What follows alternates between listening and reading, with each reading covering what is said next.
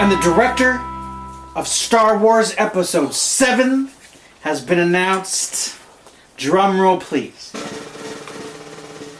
It is going to be J.J. Abrams, ladies and gentlemen.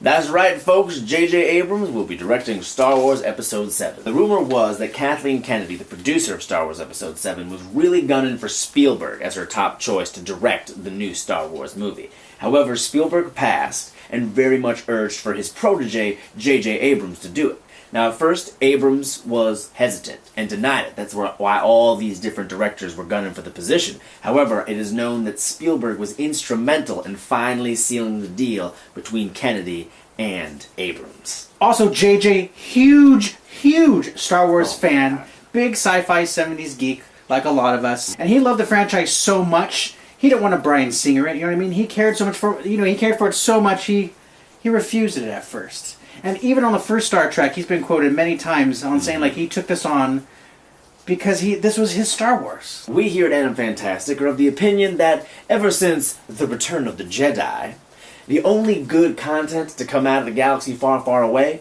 has been, first off, Genndy Tartakovsky's 2D Clone War animated series that aired on Cartoon Network, which is absolutely brilliant. You should check it out if you haven't seen it. As far as I'm concerned, you want to know the story of Anakin Skywalker? Watch those. And speaking of good storytelling in the Star Wars universe, definitely check out Old Republic, BioWare, tearing it up. One thing that apparently is going to be lingering over from Matthew Vaughn's pitch of Star Wars is that he wanted Chloe Moretz, who played Hit Girl in his movie, Kick-Ass, to play the lead character in this new Star Wars trilogy. I don't know if that's going to continue into the Abrams Star Wars, but this is likely going to be the first Star Wars trilogy to feature a female protagonist at the center. We had Anakin Skywalker, we had Luke Skywalker. Now, is this going to be Jaina Solo, as is in the Star Wars novels, or a completely new character? We don't know.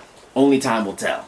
Super 8, awesome, and really proved that J.J. Abrams can direct children. I mean, the performances they brought out of those kids was epic, like Spielberg reaction shots of Totally. For the people out there who are concerned that JJ's got a little too much of a geek monopoly now, he's got Star Wars, he's got Star Trek. I mean, come on, calm down everybody. I mean, these are probably the same people who think that they're the first person to make a lens flare joke on Facebook. Ooh, this is JJ. This is JJ. He loves space. I was lucky enough to get to work on Star Trek Into Darkness, and when we were on set there, when people were off taking their cigarette or their coffee breaks, JJ would stay inside on his little laptop designing aliens, making this leg big, that leg big, sitting there, scratching his chin all stoic-like. I mean, I'm excited to see how that passion translates into the Star Wars. Speaking of passion, let's not forget J.J. Abrams' passion for practical effects. And also, I can't wait to see what he's going to be doing in Episode 7 Star Wars. But you know what?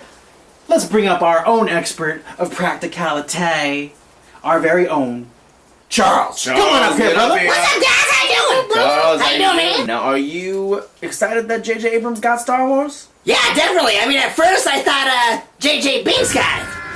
Oh, you thought it was J.J. Binks? Yeah. Oh, yeah, no, Abrams. J.J. Abrams. That's way better. I really hope J.J. Abrams helps me and my kind get jobs again. I mean, like back in the original trilogies, you know? Right, yeah, all the puppets were working back in the Yeah. day in the original trilogy. Aren't you boys with Max Rebo? Yeah, he's awesome. In fact, I helped him get a gig at Jabba's Palace. Oh, you got him that gig? Yeah. No way! But then when, the prequels came around and all our jobs got outsourced for CG characters, I mean, even Yoda got fired, man. Yeah, he did. He was replaced by a CG Yoda. That's crazy. So are there any characters you're looking forward to seeing in Episode 7? Are there any characters? Yes, there is! I want to see LOWBACCA! In fact, I got a Facebook page promoting that he's going to be in the trilogy.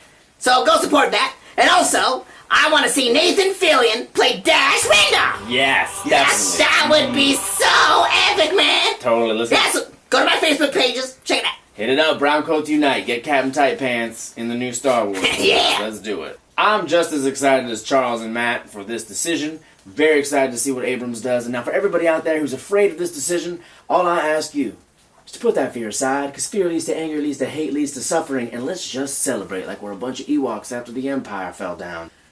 I really think you just need to trust the Force. Trust the Force. I trust the Force. Matt, do you trust the Force? I trust the Force, and may the Force be with you. May the Force be with you. Now, Charles, we know probably trusts the Force. Oh, you know this, man. Excellent. There is no emotion. There is peace. There is no ignorance. There is knowledge. There is no passion. There is serenity. There is no death.